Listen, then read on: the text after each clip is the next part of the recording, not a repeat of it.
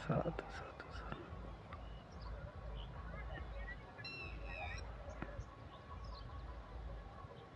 जसा सूर्योदय होतो तसाच सूर्यास्त देखील होत असतो.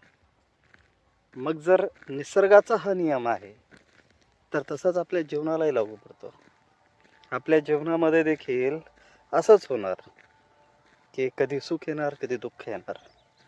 पण जर आपण निसर्गाच्या नियमाला जर व्यवस्थित बघू शकलो तर या निसर्गाच्या नियमामध्ये आकाश पण आहे, झाडं आहेत, फुलं आहेत, पक्षी आहेत, वेगवेगळे प्राणी आहेत आणि हे सर्व त्याचं त्याचं काम निसर्ग नियमितेला धरून करत असतात. आणि कसलीही परिस्थिती असली तर निसर्ग हा त्याच्या समतोलामध्ये असतो. आणखी एक व्ह्यू तुम्हाला दाखव.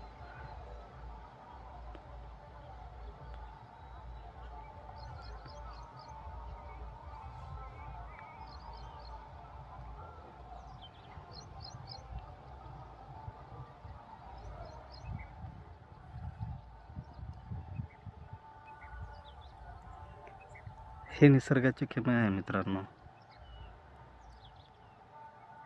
हे पण एक सुखच आहे.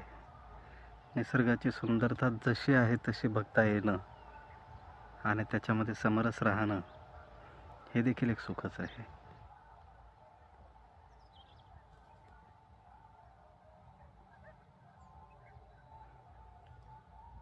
पुन्हा येऊयात आपल्या विषयावर. तर निसर्गाचा जो हा नियम आहे हा नियम आपल्याला काय शिकवतो. आपण जर का आपल्या जीवनामध्ये आलेल्या सुख आणि दुःखांना जर का व्यवस्थित पद्धतीने बघू शकलो, जसं आकाशामध्ये ढग येतात आणि जातात आणि जो बघू शकतो तो त्याची उत्तरही शोधू शकतो, पण जो बघूच शकत नाही तो त्याचे उत्तर शोधू शकत नाही. त्याच्यामुळे आपल्याला बघायला शिकलं पाहिजे. कुठे बघायला शिकलं पाहिजे तर आपल्या जीवनाकडे बघायला शिकलं पाहिजे की माझं हे जीवन माझ्या जीवनामध्ये जे काही सुख आणि दुःख निर्माण करत आहे याचा मला काय शिकवण देण्याचा प्रयत्न करत आहे हे आपण बघितलं पाहिजे आणि शिकलं पाहिजे. पुन्हा एक तुम्हाला निसर्गाचं सौंदर्य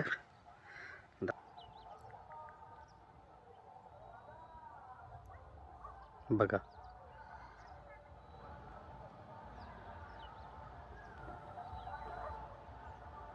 हे आहे निसर्ग.